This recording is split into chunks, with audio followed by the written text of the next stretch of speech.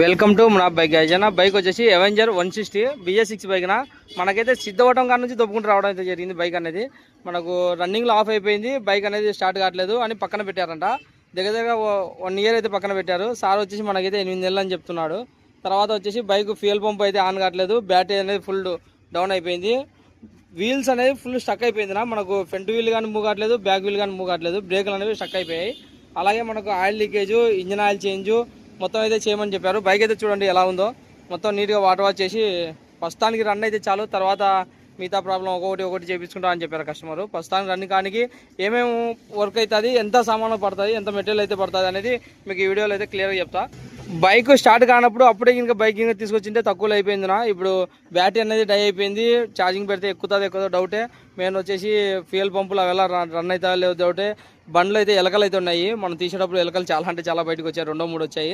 ఆ ఎలకలు ఏడైనా వైరింగ్ షార్టేజ్ అయినా కానీ మనకు ఎంత వర్క్ అయితే చూసి చెప్తాను. మొత్తం వీడియోలో అయితే క్లియర్గా మీకైతే చెప్పేస్తాను. బైక్ అయితే ఓపెన్ చేసాం నా. ట్యాంకీ సీటు మొత్తం మనకైతే పవర్ అయితే రావట్లేదు, స్పార్క్ పిన్లకు పవర్ రావట్లేదు, అలాగే ఫ్యూయల్ పంప్ కానీ రన్ కావట్లేదు. బ్యాటరీ అయితే వేరే బ్యాటరీ అయితే తగిలించాం మనం ప్రస్తుతానికి. మనకు సెల్ఫ్ అనేది రన్ కావట్లేదు, డైరెక్ట్ పెడితే మనకు అయితే సెల్ఫ్ అయితే రన్ అవుతుంది. వచ్చేసి డస్ట్ అయితే చూడండి ఎలా ఉందో, మొత్తం చూడాలి, లేదంటే ఇంకా ఎలక్ట్రీషియన్ కాడికి అయినా తీసుకెళ్ళాలి బైక్ అనేది. బైక్ అయితే టోటల్ ఫిట్టింగ్ అయిపోయింది నా. మొత్తానికి అయితే వాటర్ వాష్ కానీ అయిపోయింది. మనం దీనికి మార్చిన మెటీరియల్ వచ్చేసి ఎలక్ట్రీషియన్ కాడికి అయితే తీసుకెళ్ళి మనకు ఫ్యూయల్ పంప్ అయితే రన్ కాలేదు. అలాగే మెయిన్ వచ్చేసి సెల్ఫ్ ఈ యోక్ అనేది మొత్తం గడ్డ అయితే మార్చేసాం. అలాగే బ్యాక్ బ్రేక్ కేబుల్ అయితే పోయిందినా, బ్రేక్ కేబుల్ కానీ మార్చాం. బ్రేక్ అనేది స్టక్ అవుతుంది, మనకు ఆ ప్రాబ్లం కానీ ఓకే అయిపోయింది. మనకు పెట్రోల్ అనేది లేదు, 2 క్యాపులు ప్లగ్గులు కానీ మార్చేసాము. బైక్ అనేది లైట్ అవి ఎలా పడలేదు, అదెలా ఎలకలు అయితే డ్యామేజ్ చేశాయి. దానివల్ల ఎలక్ట్రీషియన్ కాడికి అయితే తీసుకుపోయి మొత్తం వర్క్ అనేది అక్కడైతే ఓకే చేసేసాంనా.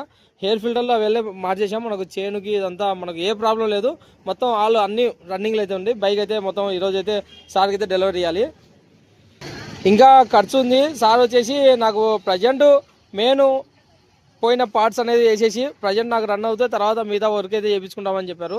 దానివల్ల బైక్ అనేది కొన్ని సీట్ కవర్లు కానీ ట్యాంక్ కవర్లు కానీ మొత్తం అలా వదిలేయడం అయితే జరిగింది. మొత్తానికి అయితే తర్వాత అయితే చేయించుకుంటామని చెప్పారు.